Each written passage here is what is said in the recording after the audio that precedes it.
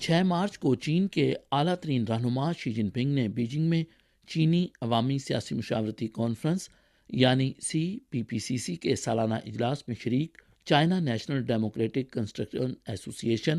اور all China federation of industries and congress کے مندوبین سے ملاقات کی۔ حالیہ برسوں میں امریکہ کی قیادت میں مغربی ممالک نے چین کی ہمہ گیر معیشت کی روک تھام کے لیے دباؤ کی پالیسی اپنائی اور ہواوے جیسے چینی ہائی ٹیک صنعتی اداروں کو دباؤ اور پابندیوں کی فہرست میں شامل کیا گیا۔ ساتھ ہی وبائی صورتحال کا سامنا کرنے والے بہت سے چینی نجی کاروباری اداروں کو مشکلات کا سامنا کرنا پڑا۔ اس وقت چینی حکومت کو نجی معیشت کے اعتماد کو بڑھانے اور اس کی اعلی معیار کی ترقی کی حمایت اور فروغ دینے کے لیے مضبوط پیغام دینے کی ضرورت ہے۔ شی جن پنگ نے 6 مارچ کو اپنی تقریر میں واضح کیا کہ نجی معیشت CPC کی طویل مدتی حکمرانی